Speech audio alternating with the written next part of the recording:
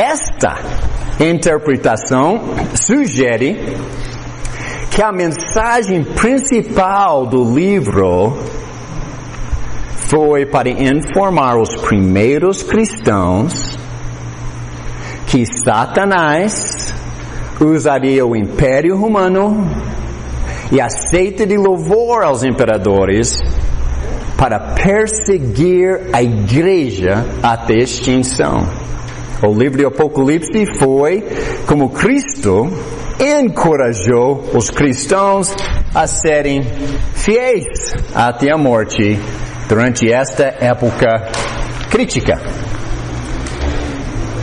Esta interpretação concorda com o que nós encontramos no livro. Ela vê os personagens, número 1, as personagens principais como símbolos. O dragão é Satanás, a primeira besta é o Império Romano, a segunda besta é a seita de louvor aos imperadores, a prostituta é a cidade de Roma. Número 2, razões porque esta interpretação faz sentido. Número 2, esta interpretação cabe com o tempo de em breve há de acontecer, porque a história começou imediatamente depois que o livro foi escrito, no fim do primeiro século, com a perseguição romana contra a igreja, e continuou durante os próximos anos até Roma foi destruído no ano 476 pelos bárbaros que atravessaram o Eufrates. Apocalipse fala claramente sobre tudo isso, nós vamos ver. Esta interpretação número 3, porque é aceitável. Esta interpretação, como visto no livro, focaliza na perseguição da igreja que se recusou a adorar o imperador. Número 4, esta interpretação diz que os 1260 dias são uma época simbólica que descreve a perseguição romana contra a igreja e entende que o reino é espiritual no qual João e os primeiros cristãos eram já cidadãos. E número 5, esta interpretação combina com todas as 7 chaves encontradas no livro de Apocalipse. Nós não temos que inventar nada, o próprio livro explicou essas coisas. Enquanto aprendemos qual interpretação básica devemos seguir para estudar o livro, ainda não respondemos todas as perguntas sobre o livro. É somente um bom começo. Isso nos dá uma direção para seguir no livro, ao invés de tentar comparar todas as outras interpretações simultaneamente. Enquanto estudamos o livro, vamos dar a nossa atenção para desenvolver a explicação que o Apocalipse é principalmente uma mensagem para os primeiros cristãos sobre a perseguição romana. O livro inclui uma promessa que Deus não os esqueceu durante esta época difícil e que Ele vai eventualmente derrotar o perseguidor. Agora vamos dar uma conclusão nesta introdução dessas últimas 3 semanas. Nós entendemos desta primeira lição que há muitas pistas para entender o Apocalipse, e se pudermos decifrar as primeiras pistas básicas, podemos saber como proceder no livro. Um fator muito importante é ver o livro pelos olhos dos cristãos no primeiro século. Quando fizermos isso, podemos entender a mensagem principal do livro, que é encorajamento e esperança para aqueles cristãos prestes a encarar a mais intensa perseguição que os seguidores de Cristo já teriam experimentado. Eu vou falar uma coisa que eu não acredito, mas só para satisfazer algumas pessoas, é possível que o livro tenha sido escrito num código de símbolos que os primeiros cristãos facilmente entenderam, porque uma mensagem literal teria dado aos imperadores mais uma razão de considerar a igreja como grupo de traidores. É um livro que os primeiros cristãos entenderam facilmente pelos símbolos. Mas para esconder a mensagem dos romanos, eu duvido. Eu acho que o livro foi escrito em símbolos, porque era uma maneira comum de Deus descrever a destruição de uma nação desobediente, como nações eram avisadas por Deus no Velho Testamento. Eu quero que você abra sua Bíblia para Apocalipse capítulo 9. Eu quero demonstrar por que eu falo isso. Apocalipse capítulo 9. Já foi revelado os 7 selos já. E agora já vai os trombetas avisando, tem problema chegando, prepare-se, é um aviso de Deus. Mas depois de todos esses avisos, e nós vamos estudar eles individualmente nas próximas semanas, veja o resultado. Versículo 20. O restante da humanidade que não morreu,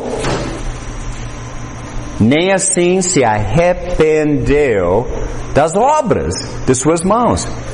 Eles não pararam de adorar demônios e os ídolos de ouro, prata, bronze, pedra e madeira. Ídolos que não podem ver, nem ouvir, nem andar.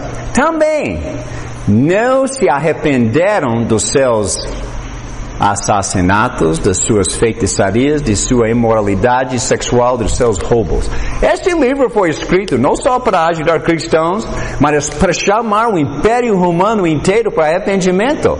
E Deus avisou os romanos por pregação do Evangelho e por aviso que tragédia vem aí, Roma. Muita tragédia já veio de castigo parcial, mas eles não se arrependeram. Agora, pula para capítulo 16. Chegando no capítulo 16, no livro, Deus já está no final de paciência com Roma, ele vai simplesmente eliminar Roma.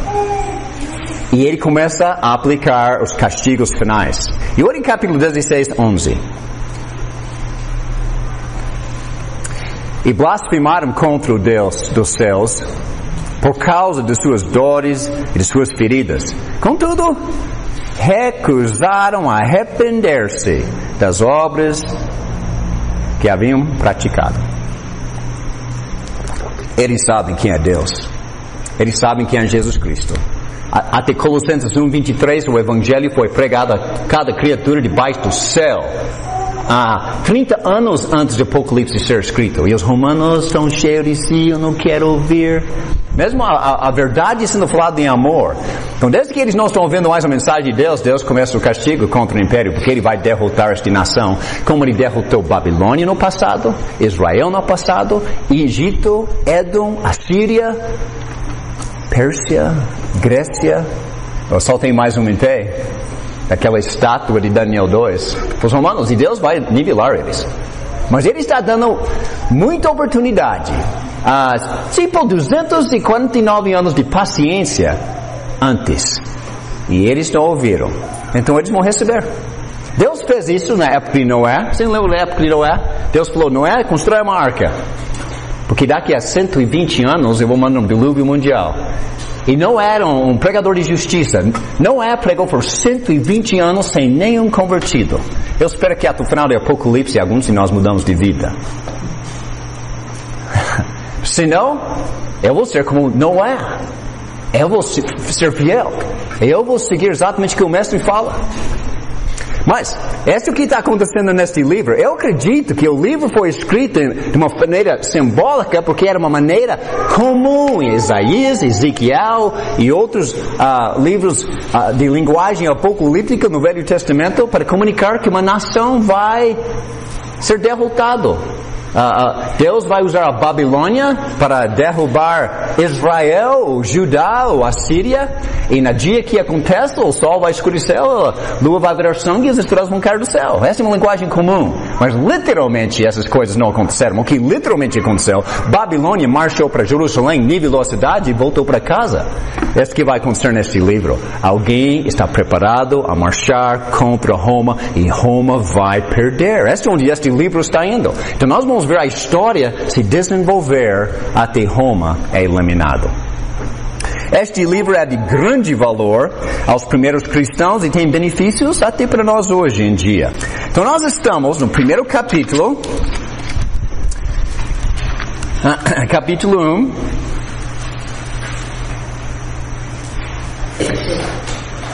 E nós decidimos ficar com essa explicação do livro, porque o livro explica. É o fim de Roma. Capítulo 1. Já aprendemos informação geral sobre o tema e a direção do Apocalipse. Agora vamos estudar o livro. Finalmente, vocês estão animados. Nós já estudamos um bom pedaço. Capítulo 13, 17, que mais? Nós já pegamos partes grandes, só para identificar o personagem.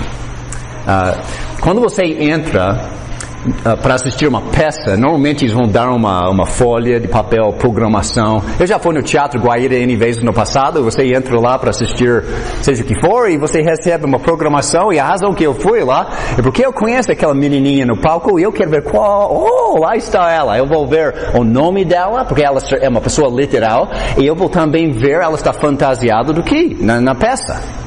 Nós já vimos a programação, nós já identificamos todos os personagens e eles são fantasiados do que? Agora vamos assistir a peça e ver o que Deus faz. Nós vamos ver capítulo por capítulo. Então abre sua Bíblia para Apocalipse capítulo 1. Eu vou ler o primeiro capítulo. E eu vou comentar um pouquinho enquanto estamos lendo. Talvez recapitulando o que nós já vimos e o que nós vamos ver, e depois nós vamos voltar a ver capítulo 1 rapidamente, porque capítulo 1 está cada palavra, nós podemos passar horas e horas e horas estudando cada palavra do capítulo. Eu vou dar algumas joias só para você ter uma água na boca de estudar cada palavra até em grego no futuro. Mas nós não vamos mastigar este livro como se fosse peixe tentando encontrar de cada espinho, porque nós vamos perder a história, o sabor do peixe. Então, primeira palavra, revelação. Qual a palavra grega? Apocalipse. Literalmente, quer pegar o texto grego lá? Apocalipse. Revelação não é um enigma, não é um mistério, não é um código. É uma maneira de comunicar uma mensagem com clareza. É uma revelação de Jesus Cristo, que Deus lhe deu para mostrar. Então prepare-se para assistir uma história. Mostrar aos seus servos o que em breve há de acontecer. Essa não é uma mensagem, vamos receber uma carta pelo correio da Energisa e a conta só vai ser paga daqui a 2.000 anos. Não, esta foi uma carta que os primeiros cristãos abriram e Jesus diz, o que está escrito aqui vai acontecer agora, em breve, preparam-se. Ele enviou o seu anjo para torná-la conhecida ao seu servo João. E algumas traduções diz notificou, outros diz comunicou por símbolos. A palavra grega, semainos, significa ele significou para eles. Ele apresentou símbolos e esses símbolos significam. Então, ele não vai falar de coisas literais pelo livro. Ele vai mostrar cenas simbólicas, mas as cenas significam. Então, ele tornou a mensagem conhecida por meio de símbolos para João. E João, versículo 2, que dá testemunho de tudo que viu. Ele vai ver, e vai ser um testemunho ocular, Isto é, o que ele viu? A palavra de Deus e o testemunho de Jesus Cristo. João, o apóstolo, é um testemunho. Uma testemunha. A palavra testemunha, em Apocalipse, qual é a palavra grega? Alguém se lembra? Martus. Mártir. Alguém que está a fim de morrer pela mensagem. João estava a fim. Porque esta vida é passageira, o que Cristo está oferecendo é eterna. Pouco me importa se arranca minha cabeça. Eu sei onde eu vou passar a eternidade. Agora, algumas pessoas ficam assustadas com o Apocalipse. Jesus diz, não fique assustado, versículo 3. Feliz, ou, em algumas traduções mais antigas, bem-aventurados. Aquela felicidade inteira, interna, que ninguém tira de você, independente das circunstâncias ao seu redor. Feliz, aquela que lê as palavras desta profecia. É uma profecia. Ele vai contar algo do futuro imediato. É uma profecia. E felizes aquelas que ouvem e guardem o que nela está escrito, porque o tempo está próximo. Ele já falou pela segunda vez. E se você chega em capítulo 22, ele vai falar uns 4 vezes no mesmo capítulo, é para agora, não é daqui a 3 mil anos, é para agora. E hoje à noite eu vou te mostrar uma outra maneira de ver, que é em breve, costurado pelo livro. Nós vamos ver isso daqui a pouco. Mas é felicidade. Este é um livro de felicidade para cristãos. Mas é um livro, não assustar os romanos, literalmente. Você vai ver os romanos tremendo, correndo. Eles preferem ser esmagados por uma pedra do que enfrentar a ira de Deus. É um livro de terror. Porque Deus, vocês lembram de Romanos 11:22? Deus é bondoso e Deus é severo. E para ser um pregador verdadeiro, eu tenho que apresentar os dois lados de Deus. Ele é bondoso para os obedientes. Além de nossa imaginação, ele é bondoso. E ele é severo. Ele nunca é neutro. Ele está a favor de você ou contra, mas nunca neutro. Ele te ama demais. Nós somos a criação dele, especificamente criaturas dele. E ele nos ama tanto como um pai que vai atrás de um filho que está afastando a família. Ele nos ama. Ele vai nos abençoar ou ele vai esquentar nosso traseiro, mas ele te ama. Ambas as formas. Versículo 4. João é quem está escrevendo. João o apóstolo. E ele está escrevendo para quem? As 7 igrejas da província da Ásia. Literalmente 7 congregações que existiam na época. Este número 7 é um número simbólico no livro. Você encontra muitas vezes 7 igrejas, 7 selos, 7 trombetas, 7 pragas. Até em capítulo 4 e 5, quando eles estão adorando no trono, eles estão adorando o Cordeiro, e diz: Tu és digno de glória, honra, poder, majestade. Conta, é 7 cada vez. 7 louvores. 7 está por toda parte. Este número 7 revela a perfeição, é sempre relacionado com Deus no livro. É interessante. Talvez 7 representa todas as igrejas de Deus. Mas, especificamente, ele está escrevendo para 7 na província de Ásia, que está prestes a sofrer uma perseguição romana. Ele diz a vocês: graça e paz, da parte daquele que é, que era, que há de vir. Essa é super interessante. Quer uma coisa interessante para pesquisar? Lembra quando Moisés, no arbusto, prestes a ser enviado por Deus do Egito, Moisés tinha uma pergunta. Qual foi a pergunta? Qual é seu nome? E o que Deus respondeu? Eu sou. E algumas traduções diz o que eu sou. Mas em grego diz isso: eu sou aquela que é. Eu não fui criado, eu sempre existi. Qual é o meu nome? Eu sou. E depois ele mandou Moisés: você fala lá do Egito que ele é, te enviou. Em hebraico, eu sou é Ehe. Ele é, em hebraico, é Yahweh. Yahvé, Jeová, que algumas pessoas falam hoje. Graça e paz daquela que é. Você acabou de ouvir o nome de Deus. Êxodo 3, 14, 15. Yahweh, aquela que é. que era, que há de vir. Ou ele é. Ele está no trono agora. Ele estava aqui antes dos romanos. Ele vai estar aqui depois dos romanos. Não esquenta a cabeça com Roma. O Deus eterno manda aqui. Esta carta vem deles. Então, cristãos, calmos sobre a perseguiçãozinha que vem por aqui. De onde mais vem este livro? Dos 7 espíritos que estão diante do trono de Deus. Espírito Santo está mencionado de forma de 7. Não tem 7 espíritos, tem um espírito, mas perfeição, o espírito.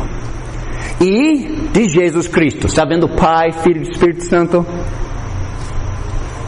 Este é quem está entregando o livro. Deus. Pai, Filho e Espírito Santo. E de Jesus Cristo, que é a testemunha fiel. O que é a palavra testemunha? Martus.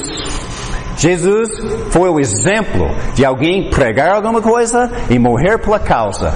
E ele foi seguido por milhares de discípulos fiéis que não vão dobrar o joelho para nenhum ídolo, nenhum homem, só para o Criador Jesus. Ele é o primogênito dentre os mortos.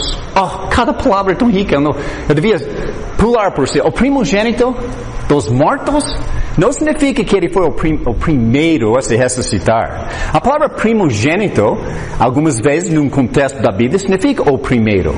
Outras vezes, em outros contextos, significa o mais importante. Por exemplo, em Salmos 89, diz que Davi era o primogênito de Deus, o rei. Ele foi o primeiro rei? Não, Saul foi. Ele foi o segundo rei. Mas ele foi o mais importante. Ele trouxe o Cristo.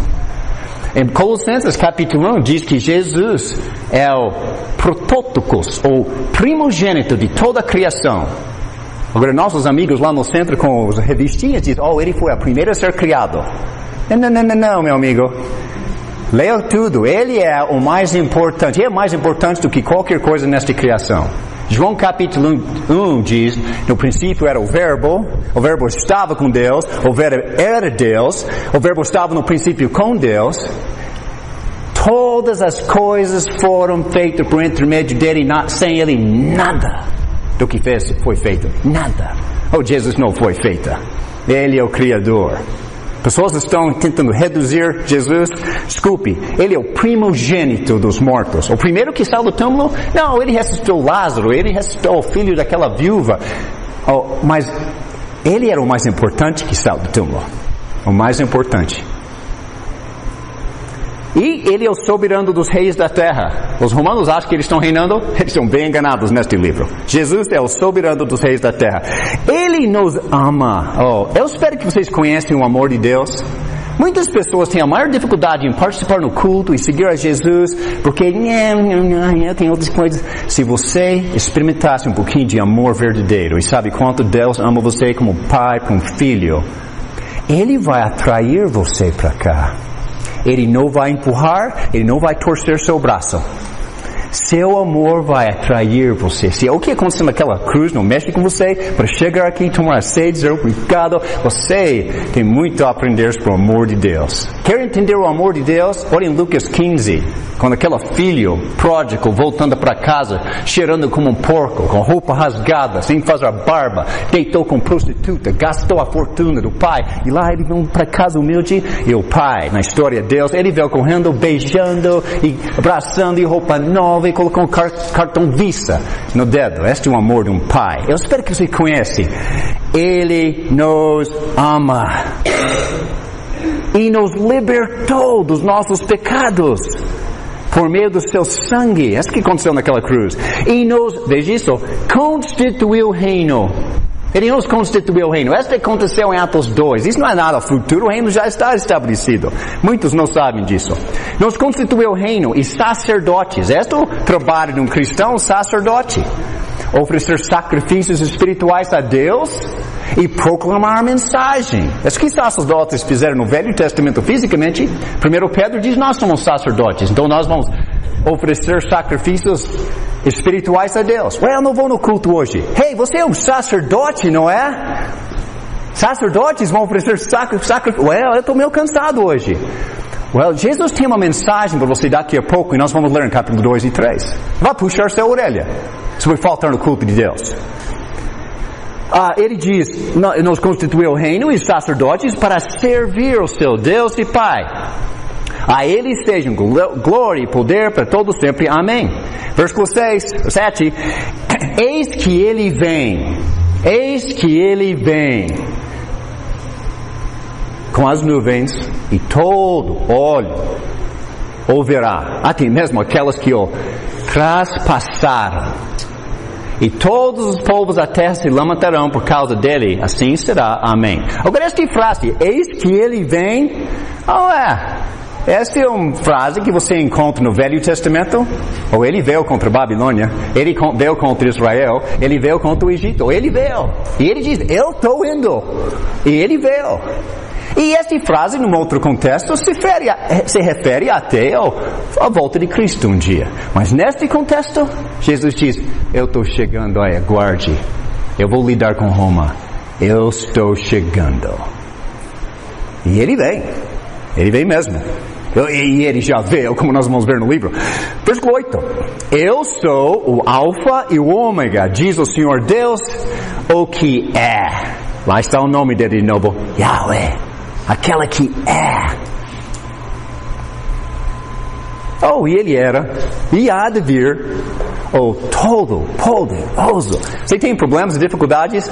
Que talvez de confiar nos homens e o que vou fazer? Que tal olhe para cima de vez em quando?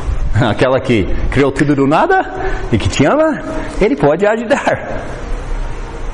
Quando Ele diz, eu sou o Alfa e o Ômega, alguns de vocês sabem o que significa? É a primeira letra do alfabeto grego e a última letra. Sabe, nós aprendemos A, B, C. Em grego, eles aprendem alfa, beta, gama. A, B, G. E nossa última letra do alfabeto é Z. O último alfabeto deles era ômega. O. Alfa e ômega, o começo e o final. Agora, versículo 9. João começa a escrever o que foi revelado para ele, mas vamos ver um pouquinho do contexto literal dele. Eu, João, ele é um homem físico, literal, um cristão, apóstolo. Eu, João, irmão e companheiro de vocês, daquelas 7 igrejas da Ásia. Ele é companheiro no quê? No sofrimento. Eles já estão sofrendo pela causa de Cristo. Eles são companheiros no reino. O reino já existe na época. E na perseverança. Não importa o que eles fazem para a gente, nós não vamos recuar nem 1 centímetro. Nós vamos para Jesus mesmo, com Ele mesmo que custa a vida. Eu não vou deixar meu emprego, dinheiro, relacionamentos, nada me impedir de seguir Cristo, nada. Perseverança. E qual é a palavra grega? Alguém se lembra? Hupomone. É o que um pitbull faz quando ele morde sua perna e você bate nele, mata ele, e ele continua segurando. Ele não larga. É assim nós devemos ser com Cristo. Hupomone. A perseverança em Jesus. E ele diz, eu estava na ilha de Patmos, em uma prisão romana da época, por causa da palavra de Deus e do testemunho de Jesus. Não por causa de uma interpretação deste homem, aquela pastor, um show de... Não, por causa deste livro. Este livro e o conteúdo dele, ele estava preso. Versículo 10, no dia do Senhor, primeiro dia da semana, em grego é o dia imperial. Você só encontra esta palavra 2 vezes no Novo Testamento. Imperial. O primeiro dia da semana, e o que você faz no primeiro dia da semana? 1 Coríntios, capítulo 14, a ceia. Não está aqui na mesma, normalmente nos domingos nós temos aqui, a ceia imperial. É isso que a gente faz no domingo, é o dia dele, e nós estamos aqui para adorá-lo e agradecer o que aconteceu naquela cruz por mim, que nós somos sacerdotes. No dia do Senhor, achei-me no Espírito, e ouvi por trás de mim uma voz forte como de trombeta que dizia, escreva. Ok, ele é obediente, ele pegou a caneta e ele começa a escrever. Escreva num livro, ou não num livro assim, mas a palavra grega é traduzido rolo, como se fosse um pergaminho, eles desenrolaram a palavra de Deus. Mais fácil em forma de livro hoje que a gente folha a página do que enrolar 50 capítulos de Jeremias, finalmente chegar lá e vamos enrolar de volta a coisa. Mas foi escrito literalmente num rolo escreva o que você vê. Ele vai ver a mensagem. Envia a essas 7 igrejas: Éfeso, Esmirna, Pérgamo, Tiatira, Sardes, Filadélfia e Laodiceia. Esse é o nome das 7 congregações na Ásia. De onde vieram essas 7 congregações? Com Atos 19, o apóstolo Paulo, é interessante Atos 19, ele chegou em Atos 19 e encontrou um grupo de religiosos supostamente seguindo Jesus. Ou já são batizados, tudo uma boa. Adorando, e Paulo diz, alguma coisa está errada aqui. Até era tão errado que ele diz, vocês têm o Espírito Santo? Porque as vidas deles, o proceder deles não era muito bom. Se tem o Espírito Santo, nunca ouvimos falar. Já foi batizado, já fomos. O qual? Ou aquela. Então ele ensinou o evangelho para eles, batizou eles uma segunda vez, naquela só batismo de Efésios 4:5, e a igreja de Éfeso se formou com 12 homens. E dentro de 2 anos, aquela igreja cresceu tanto que estabeleceu mais 6 na Ásia, que são essas aqui que estamos lendo. Então, se quer conhecer mais sobre essas igrejas, volte para Atos 19, onde começou. Versículo 12. João diz, voltei-me para ver quem falava comigo, voltando-me, vi 7 candelabros de ouro. E entre os candelabros, alguém semelhante a um filho do homem, e com uma veste que chegava aos seus pés, e um cinturão de ouro ao redor do peito. Sua cabeça e seus cabelos eram brancos como a lã, tão brancos quanto a neve, e seus olhos eram como chama de fogo. Seus pés eram como bronze numa fornalha ardente, sua voz como o som de muitas águas. Tinha em sua mão direita 7 estrelas, e da sua boca saía uma espada afiada de 2 gumes. Sua face era como o sol quando brilha em todo o seu fulgor. Quando o vi, caí aos seus pés como morto. Então ele colocou sua mão direita sobre mim e disse, não tenha medo, eu sou o primeiro e o último. Sou aquela que vive. Estive morto, mas agora estou vivo para todo sempre e tenho as chaves da morte e do Hades. Uau! Primeiro Jesus diz, eu sou. Eu sou. Quem é Jesus? Yahweh. Aquela que bate um papo com Moisés no arbusto, o eu sou. E no livro de João diz, eu sou a ressurreição, eu sou a luz, eu sou a ressurreição, eu sou o caminho, eu sou a verdade. Ou mostra o Pai. Há tanto tempo, Felipe, estou com vocês, não me conhece, quem me vê, vê o Pai. Como diz, todo mostra-nos o Pai. Agora, ele não é o Pai, mas ele é idêntico. Há 3 pessoas, na um só Deus da divindade. Jesus diz, eu sou. João 8. Abraão comentou sobre mim. Você não tem 50 anos já, falou com Abraão. Antes de Abraão, eu sou. E eles pegaram pedras para esmagar a cabeça dele. No primeiro parte do capítulo, Deus Pai diz, eu sou o Alfa e o Ômega. Jesus está lá diante de João dizendo, eu sou o primeiro e o último. O quem é? Deus! Gênesis 1:26. Façamos o homem a nossa imagem. Não é interessante o verbo plural lá? Um só Deus falando. Um só.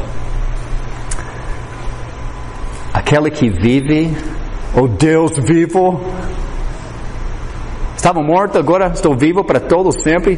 Tenho as chaves da morte. Não esquenta a cabeça a morrer pela causa. Eu tenho as chaves. Nem as portas do inferno, nem as portas do Hades prevalecerão contra ele. Ele foi sepultado no túmulo. Estourou as portas, voltou para a terra, o Todo-Poderoso. Versículo 19, o esboço do livro inteiro. Escreva, pois, as coisas que você viu, tanto as presentes, como as que acontecerão. Este é o mistério. Tem mistério, tem código. Mistério. Das 7 estrelas. O que é isso? Que você viu a minha mão direita. E os 7 candelabros. O que é isso? As 7 estrelas são os anjos das 7 igrejas e os 7 candelabros são as 7 igrejas. Não é mais mistério porque Jesus revelou. E isso que nós vamos ver neste livro inteiro é uma revelação, não tem código, não tem mistério. Apocalipse capítulo 1, versículo 1, começa com a ordem pela qual a mensagem inspirada foi entregue. Essa mensagem começou na mente de Deus. Pai, Filho e Espírito Santo. Deus. Foi dado a Cristo especificamente porque Ele veio à Terra, Ele é conhecido pelo povo lá, Ele ressuscitou. Foi dado para Cristo entregar. Então Cristo diz, assistente anjo, eu quero que você pegue a minha mensagem, eu quero que você entregue para João usando símbolos. Este é o primeiro versículo. A mensagem do Apocalipse é inspirada por Deus. Se você se lembra de João 14, João 16, antes de Cristo ser morto na cruz, quero anotar especificamente João 14, versículo 25 e 26. E João capítulo 16, versículo 12 e 13, antes de ser morto na cruz, Jesus reuniu com os apóstolos e diz, eu estou indo embora, mas o Pai vai enviar o Espírito Santo para vocês, e Ele vai entregar para vocês toda a verdade. Esta foi a promessa. Então Jesus foi preso, morto, sepultado, ressuscitado, voltou para o céu, e o Espírito Santo veio em Atos 2 e começou a inspiração. E os apóstolos começaram a escrever. E o apóstolo Paulo escreveu em Efésios 3, versículo 3 a 5. Esta mensagem foi dada para os apóstolos. E, quando você ler, você pode entender. A Bíblia não é um mistério. Foi escrita para ser entendida. E a última página diz, não acrescenta e não tira, porque toda a verdade foi dada. Todinha. Então não tem revelações modernas. Guarde, irmãos, Deus está falando comigo. Não deixe Satanás enganar a gente. 2 Coríntios 11 diz que ele se transforma em anjo de luz para fazer exatamente isso. Falamos revelações da cabeça do povo. Que tal essa? Este livro é inspirado por Deus. O versículo 1 também diz que esta mensagem vai mostrar aos seus servos o que em breve há de acontecer. Portanto, o livro foi especificamente revelado àqueles que o receberam na Ásia 2000 anos atrás, com o que precisavam saber sobre os eventos que iriam acontecer logo. Se eu falar para vocês hoje à noite que o supermercado Superpão está oferecendo 250 empregos novos da semana que vem, da gerência até quem limpa o chão, este é um aviso para vocês ou para alguém daqui a 2000 anos? Este é o ponto do Apocalipse. Esta é uma mensagem para o povo que recebeu. Eu já mostrei várias vezes no livro, tanto em capítulo 1 2 vezes, em capítulo 22, ele diz, eu venho em breve. Não cele o livro. É para agora. Ele já falou isso N vezes. Eu quero te mostrar agora uma outra maneira de ver quando este livro vai acontecer, que está costurado pelo livro todo. Em grego, é a palavra melo. E traduzido para o português, prestes a. Esta palavra é repetida tantas vezes no livro, vocês não vão acreditar. Deixa eu mostrar alguns. Capítulo 1, 19. E talvez tenha que colocar isso na margem, porque acho que não faz parte das suas anotações. Capítulo 1, 19 é a primeira vez. E não está bem claro no versículo, mas está em grego. Ele diz no versículo 19, escreva, pois, as coisas que você viu, tanto os presentes, como as que melo acontecer. E o tradutor desta tradução colocou acontecerão. É futuro.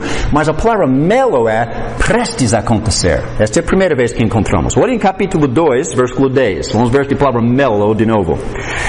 Ele falou com a igreja lá em Esmirna. Ele diz, não tenha medo do que você melo a sofrer. Como está traduzido lá? Prestes. Eles são prestes a sofrer. E diz, o diabo lançará alguns de quem? vocês. Está falando de membros da igreja de Esmirna, não está falando daqui a 2.000 anos. Ele diz, o diabo vai lançar alguns dos seus membros daquela congregação do primeiro século na prisão, para prová-los. E vocês, aquelas da igreja de Esmirna, vocês sofrerão perseguição durante 10 dias. Seja fiel até a morte, porque você vai morrer. O quê? Não recua. Vai valer a pena? Vai valer a pena. Veja outro. Capítulo 3:2. Estamos procurando essa palavra melo, 3:2. Estejam atentos, falando com a igreja de Sardes, estejam atentos, membros, está falando do primeiro século. Fortalece o que resta e o que estava melo para morrer. Está prestes a morrer. Tem alguns membros aqui, vocês estão à beira de cair fora da igreja. Seja atento, não deixe isso acontecer. Melo. Estão prestes a morrer, pois não acham suas obras perfeitas. Está chamando eles para viver melhor. Olha em capítulo 3, versículo 10. Está falando com a igreja em Filadélfia. Ele diz, visto que vocês daquela congregação, você guardou a minha palavra de exortação, a perseverança, eu também o guardarei da hora da provação que melo está para vir sobre todo o mundo para pôr à prova os que habitam na terra. Melo. Está prestes a acontecer agora para o mundo inteiro. Essa não é uma coisa daqui a uns 2.000 anos. Essa tem a ver com a época deles. Olha em versículo 16. Jesus está falando com a igreja de Laodiceia. Ele diz, eu conheço as suas obras. Sei que você não é frio nem quente. Melhor que seria... deixe-me ler de novo. Conheço as suas obras. Sei que você não é frio nem quente. Melhor seria que fosse frio ou quente. Assim porque você é morno? Não é frio nem quente?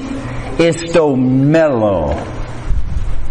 Estou a ponto de vomitar na minha boca. Eu não sei se você já teve aquele mal-estar e o vômito está chegando. Eu já estou correndo para o banheiro porque eu sei o que está prestes a acontecer. Pega uma panela ao lado da cama. Prestes. Ele não vai vomitar daqui a 2.000 anos. É agora, é melo. Esta palavra é repetida pelo livro. Deixa eu mostrar mais. Capítulo 6, versículo 11. 6:11, ele já está nos céus, revelando a história inteira, resumido em capítulo 6. E tem uma pergunta, quando vai vingar a nossa morte, nosso sangue? No versículo 10. Então, versículo 11, Deus vai responder a pergunta deles e diz, então cada um deles recebeu uma veste branca e foi-lhes dito que esperassem um pouco mais,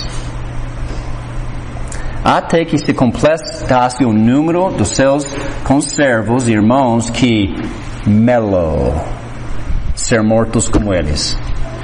Deveriam estar prestes. Essas pessoas que estão perguntando a Deus, eles já morreram por causa. Eles estão lá diante do trono de Deus. Quanto mais? Ele diz, mais alguns membros de Laodiceia, Esmirna, eles vão morrer, eles vão estar aqui daqui a pouco. E depois eu vou lidar com isso. Agora, eles estão prestes a morrer amanhã, depois do culto. Porque eles não faltaram no culto. E os romanos sabem exatamente onde eles estão. Quem não foi no culto não foi preso. Eu vou comparecer no culto. Que mais? 8:13. Ele já está falando das trombetas já, na segunda etapa do livro, 8:13. E já algumas trombetas já foram tocadas. E enquanto eu olhava, ouvi uma águia que voava pelo meio do céu e dizia em alta voz, ai, ai, ai, dos que habitam na terra, por causa do toque das trombetas que melo está prestes a ser dado pelos 3 outros anjos. Essas coisas vão acontecer agora. Isso não é para nosso futuro. Essas coisas, meus amigos, já aconteceu muito tempo atrás. Simplesmente, enquanto estamos ensinando o livro, eu vou mostrar quando aconteceu, exatamente o que aconteceu, e vai ser fácil entender. Olha em capítulo 10, versículo 4. A primeira parte do livro já está terminando, a segunda parte está prestes a comissário e tem um novo livro. O primeiro livro, 7 células já foi. Ninguém se arrependeu, capítulo 9. Então, capítulo 10, novo livro, porque agora vamos eliminar Roma de vez por não se arrepender. Versículo 4. Logo que os 7 trovões falaram, está falando de Deus no trono, os 7 trovões falaram, eu nelo a escrever. Eu estava prestes a escrever. A caneta estava na mão, eu ia colocar com tinta. E o anjo diz, não. Célio, o que disseram os 7 trovões? Não escreva isso. João ouviu algumas coisas, ele não escreveu. Mas ele estava prestes, melo. Não faça. O que mais? Versículo 7. Mas, nos dias em que o 7º anjo estiver, está prestes para tocar sua trombeta, vai cumprir-se o mistério de Deus, da forma que ele o anunciou aos seus servos, os profetas. O anjo estava prestes a tocar, Deus disse, guarda um pouquinho, agora. E ele estava prestes a tocar, é uma coisa que vai acontecer rápido. Capítulo 12, nós temos a mulher vestida do sol, de pé na lua, grávida, prestes a dar à luz um filho. Versículo 4. Sua cauda, falando de Satanás, o dragão, arrastou consigo 1/3 das estrelas do céu, lançando-as na terra. O dragão colocou-se diante de uma mulher que estava para dar à luz, Melo. Ela está lá 9 meses, está a qualquer momento. Está prestes a acontecer. E ele está lá prestes a comer. Ele vai tentar eliminar esse descendente prometido em Gênesis 3:15. Mas ele não vai acontecer. Ele não vai conseguir. Versículo 5. Ela deu à luz um filho, um homem que governará todas as nações. E a palavra melo é difícil ver aqui, mas em grego está bem entre a palavra que e governará. Ela deu à luz um filho, um homem que está prestes a governar. E na leitura aqui, num versículo, você vê o nascimento de Cristo, a vida de Cristo, a morte de Cristo, a ressurreição de Cristo, a ascensão de Cristo. Resumido num só versículo. E na história, ele estava prestes a reinar, porque quando Cristo veio no mundo, e finalmente iniciou o ministério, 3 anos depois, ele sentou no trono eterno. Ele estava prestes mesmo a reinar, governar. Melo, fica entre ki e governar em grego. Que mais? O último, 17, versículo 8. A última vez que você vai ver esta palavra em Apocalipse. 17, versículo 8. A besta que você viu, e o Valmir estava perguntando sobre isso semana passada, era, e já não é, mas ela, Melo, está prestes a subir do abismo e caminha para a perdição. E você estuda um pouquinho sobre Nero e Vespasiano e Domiciano, e você vai saber quem são. Mas a gente vai ver isso quando chegamos lá. Ok, eu estou de volta na apostila. Só queria te mostrar que este livro está prestes a acontecer. Ele não é uma coisa de longe. Quem fala que é longe, eu acho que ele deveria pelo menos ler o livro inteiro de uma só vez, pelo menos uma vez na vida, do que ler um livro que comprar um livro evangélico sobre o livro. João, que recebeu esta mensagem e a enviou para outros, estava na ilha de Patmos. Então, João, uma cena, alguém tentou imaginar, ele de Patmos, está escrevendo lá. Que tal? A gente vai analisar onde está esta ilha de Patmos. Por que João estava lá? Ele estava lá, diz versículo 9, por causa da palavra de Deus.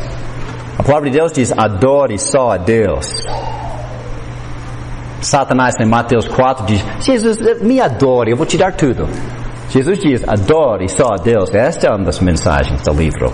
É repetido N vezes pelo livro.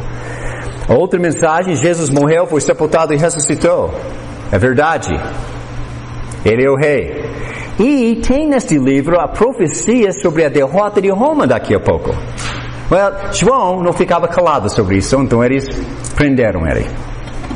por causa da palavra de Deus e do testemunho de Jesus. Provavelmente ele foi banido lá para limitar a sua habilidade de proclamar a mensagem de Cristo. Desde que ele se identifica como João e não fornece mais identificação, ele deve ter sido um João bem conhecido.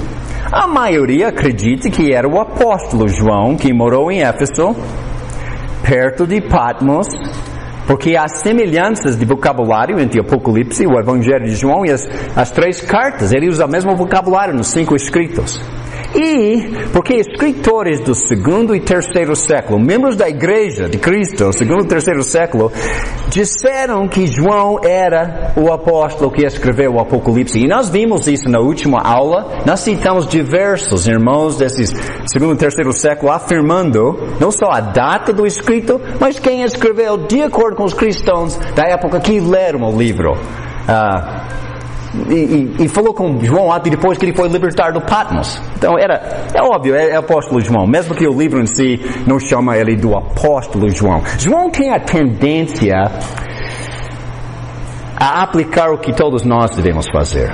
E algumas vezes eu erro, e se vocês perceberem isso em mim, por favor me ajude a ser mais humilde. Tiago 4:10 diz: humilham-se diante de Deus, e Ele se exaltará. Mateus 23:12 diz: pois todo aquele que se exaltar, será humilhado. E todo aquele que si mesmo se humilhar, será exaltado. Nós não devemos exaltar nós mesmos, nós não devemos. O imperador estava se exaltando, Deus vai humilhá-lo. Hoje em dia todo mundo está colocando seu nome e sua foto nos postores. Olha, eu sou grande, seja o que for. Eu não quero. Eu não preciso de glória, não preciso de um elogio. Toda a glória para Deus. E de vez em quando eu fico meio arrogante no meu tom de voz. E me puxa a orelha, me lembra, Alan, não é assim. Vamos ser mais calmos, vamos pregar como Deus quer. Você já percebeu no Evangelho de João essa humildade dele? O Evangelho de João. Você viu o nome dele mencionado no livro? Não. Ele é chamado quem no Evangelho de João? O discípulo amado. Ele nunca diz: eu, João, escrevi este livro para mim. Ele exalta o mestre. Ele não coloca sua foto num cartaz: olha, o grande pastor na cidade. Não. Esses todos vão ser humilhados. João escrevendo para eles. Agora, antes de ler um pouquinho mais